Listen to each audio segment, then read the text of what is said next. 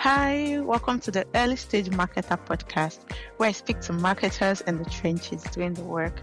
In just 20 minutes, you hear the story of one challenge they faced, how they navigated it, and what they learned from it. If you enjoyed it, please subscribe and share with a friend.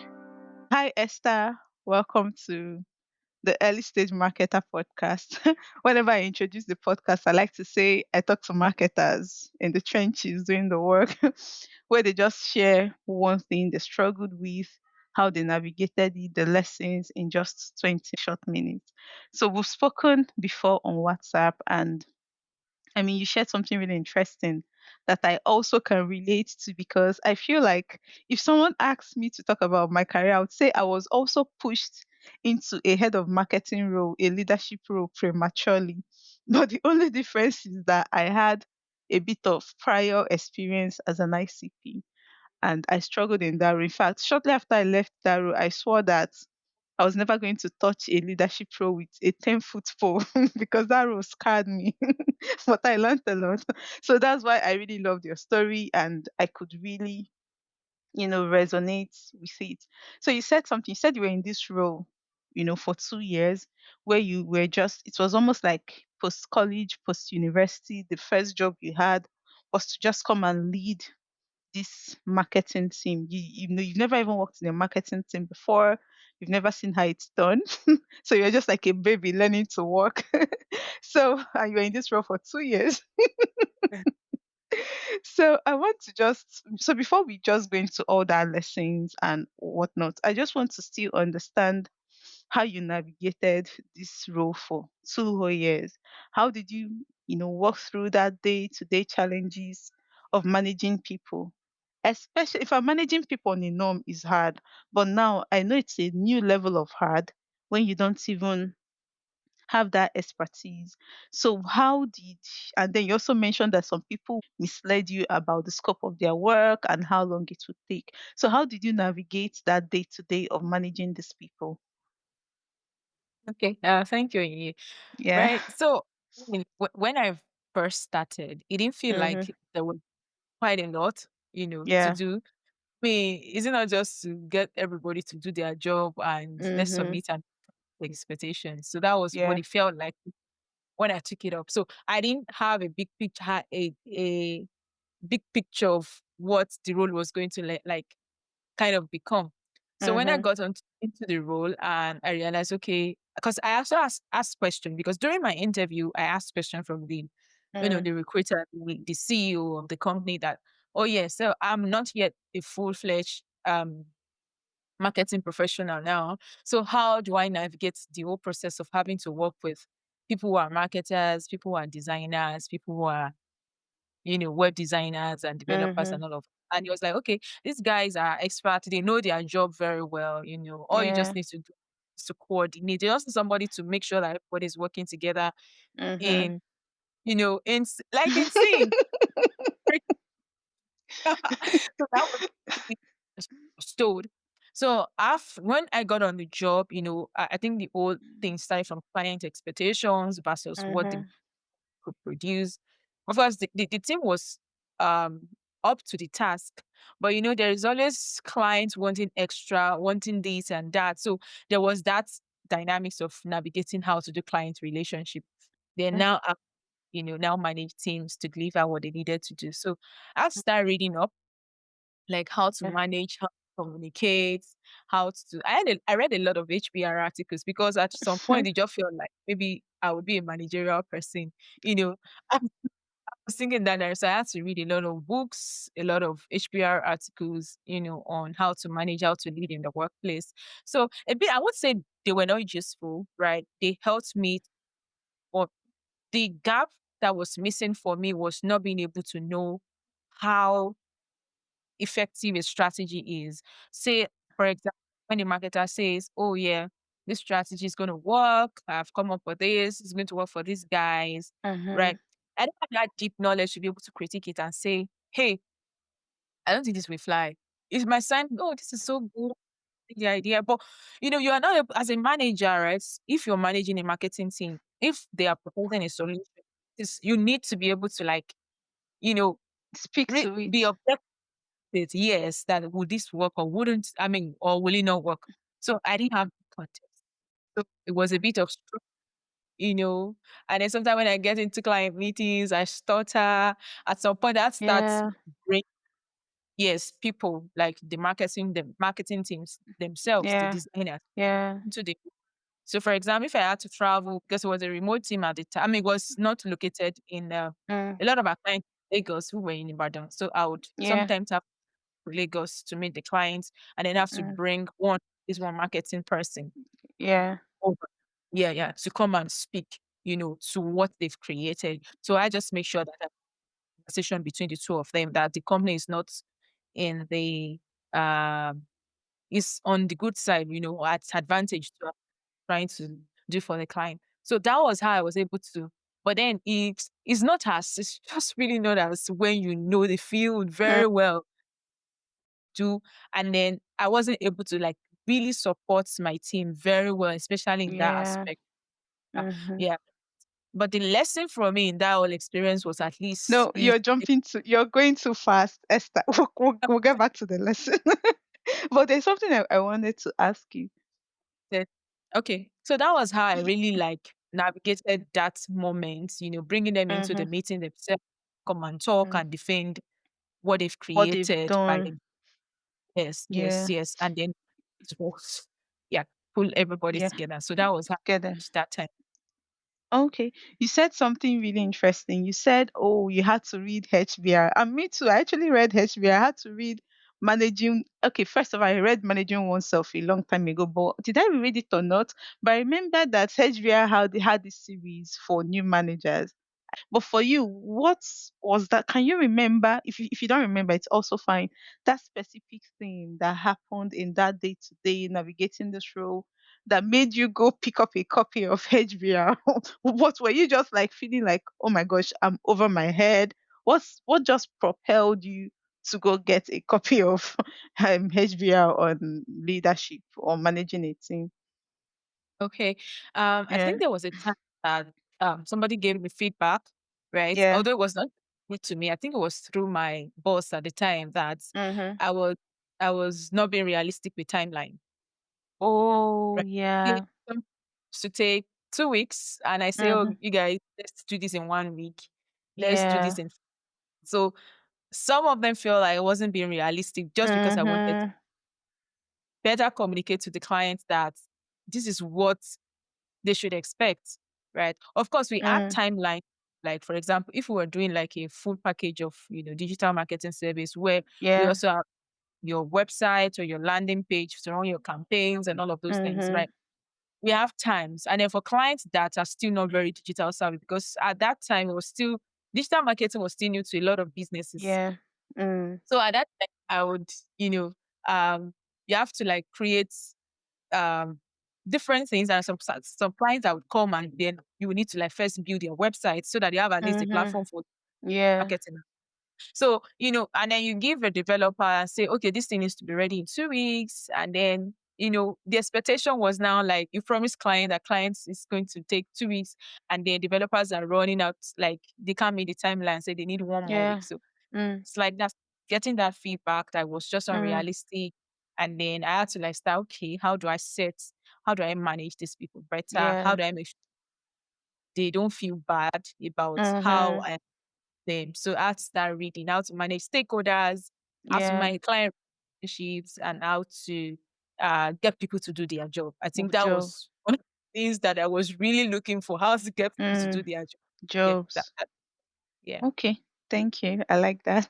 Then just one something else, a follow-up question before we move to the next one. So remember when we spoke prior to this, you said that at a point you realized that you actually just have to leave that role. So I just want to get a bit of I don't know the right word, but just understand what finally led you to that aha moment, that you just realize, no, I need to get out of this and then I need to just go and do something else. And why I'm asking this is because we're brought up in a culture. Well, there's the culture part, and then there's the part of all that self-help books, motivational speaking that tells us to hold on to be resilient, to be tenacious. We know all that. That sometimes even giving up is perceived as a failure, right? So, how Yeah. did you get to that decision when you understood that actually leaving this role, this leadership role, to go learn content marketing and maybe even start from the lowest rung of the ladder is not a failure? So, how were you able to, how do I put that word? Just know that it's the right thing for you and then reframe it not as a failure, but as what is best fit for you at that point in time. Okay. So Mm-hmm. I it got to a point where, and you Mm. know that something about digital marketing is, especially if you're an agency, you need to keep Yeah. servicing your client, and they Mm-hmm. need to keep getting for them to keep using your service. Yeah. So if your client gets to a point where, oh, I don't know if this is working, I just don't want to proceed. Mm-hmm. Yeah. So it's it start to tell on revenue and Mm-hmm. client Yeah. of that. So we were already kind of experiencing that, at that point. And then so everybody was on their toes to, okay, how do we bring clients on board? How do we do this and that? And then there was a lot of dragging, in terms of building, creating and stuff for clients. So it just felt like everything was over my head. I couldn't Mm. really picture it. I couldn't really tell exactly where the issue was from, right? Uh, Mm-hmm. and I think it now require that you start thinking revenue. Mm-hmm. Do you get my role Yeah. then was a project manager kind of. So, Mm. and when you work in a small company like that, a startup, let me say, virtually everybody has to be thinking about revenue. Yeah. Yeah. So it was just not something my mind was cut out for yet at that point in time, because I had not even figured out what exactly I wanted to do. So I Mm. saw that the company everybody was tense. And I felt that we needed somebody who understand the field very well to be able to guide the team. Because I mean, the marketing team, the sales people, the business, no, not sales, we call them business developers at the time, Yeah. right? Everybody was trying to bring clients in, trying their best, but the effort was just not adding up Enough. to what was needed to sustain the Mm-hmm. business. So we had Mm-hmm. to start, what are the different other ways to source for our clients, to retain our clients, which I didn't Mm-hmm. have the skills for.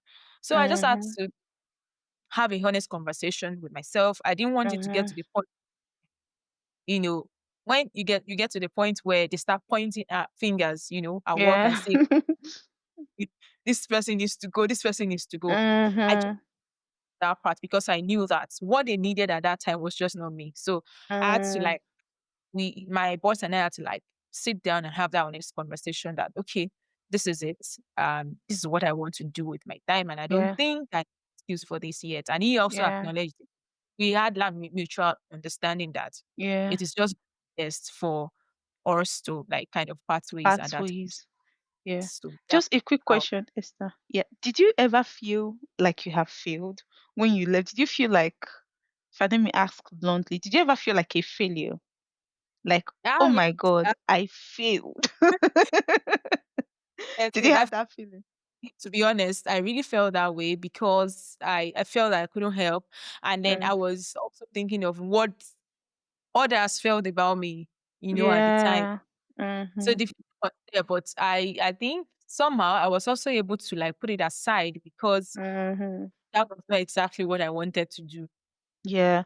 So, So it was so not is this? just I passed time Mm-hmm. in that season, right? So I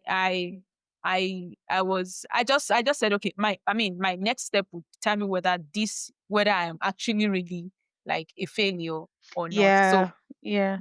So I think what actually helped you not to remain in that feeling for long is that you had a plan or maybe clarity around what you were going to do next, right? And I really like that. Okay. Then something else I also want us to talk about is what you had said to me when we were talking about this. So you had said that one primary thing you learned from that experience is you'd never ever take a role where you do not have transferable skills. Okay. yeah. So now what does that mean for you? What I mean is how can someone figure out if they are. I think that's one of the questions I asked you early today, right? Because again, one thing I've realized is there is a thin line between stretching yourself and stretching yourself to the point of breakage. And also, interestingly, we know that if we ever want to grow, you're going to do so many uncomfortable things, so many things you feel unprepared for. So, what I want to know is how can you tell, okay, this is a stretch assignment that is going to be really very challenging, but it's going to help me grow versus this is going to be the death of me. I am not just so how can I don't know if you get what I'm saying. How can you differentiate between something that would stretch you? On paper, you may not look qualified, you may not have the skill set, but if you get into it, apply yourself, you're going to come out stronger versus something that honestly you have no business even doing, even though it's still an opportunity for growth, but it's just too far beyond you right now. So how can you differentiate between both of them? Right. I'll speak to what I've experienced in that Mm-hmm. direction. Yeah. That answers the question, right? So I Mm, think the how to really know is if you have somebody mm, that you can report to or that you are accountable to in that mm. space. So Yeah. if you take, for example, they want to get you, probably they look at it and say, okay, maybe because of your previous work, they now say, okay, I think you're now qualified to become a head of marketing. You need to Yeah. be sure while you are in that role, at least maybe there's somebody that is a bit slightly higher than you within that role that can tell when you're doing well. Because I'll use an example for me. I was pretty much doing content, right, in my Mm-hmm. company. And then later on, I was, invited, or let me say, I don't know what's the right word. Invited. I but meeting, right, Mm-hmm. while I was content marketing. And that was Mm-hmm. because, for one, there is somebody that was in that role before that was Mm-hmm. if, just like okay, let's try you on this role and see Yeah. if you're able. So that's one way you can test. And then Mm-hmm. if that doesn't even work, I mean, or maybe probably even interning under somebody that is within that role to know whether Mm. you're really prepared for it. Because uh, I am trying to look for the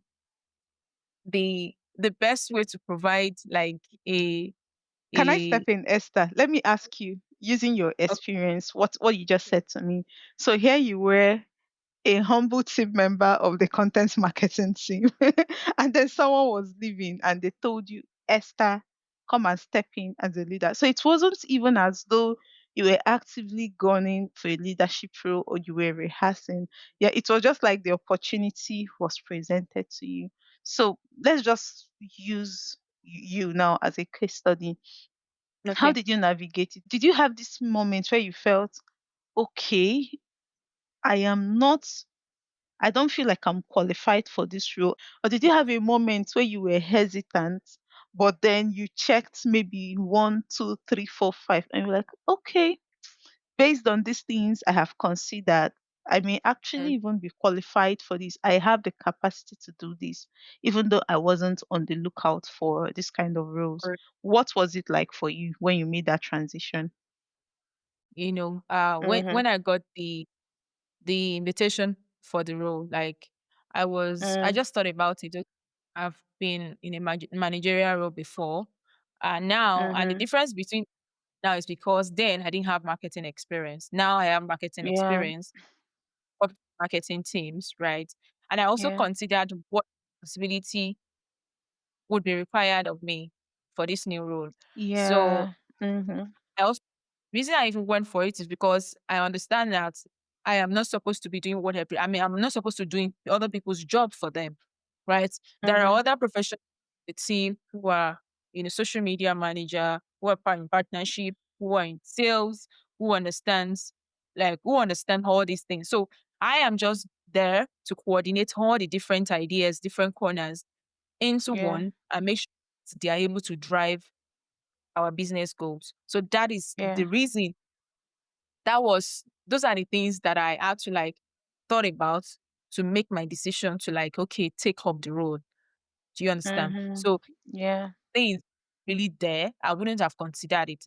because that would mean that if I don't know what those other people are doing, or if there are no other people like doing that kind of job, I'm supposed to now take the role up, and then others have to depend on me to be able to do that. For example, say let's say they are intern, they don't understand the laws, and come and lead that. I wouldn't have been able to take it up because Yeah. they would be so dependent on me to lead them. And right, and I don't have that much understanding, of the core skills that they have. So if those things were not in place, trust me, I wouldn't have. So good to consider the context and the kind of help and support Yeah. you're going to be able to navigate that role.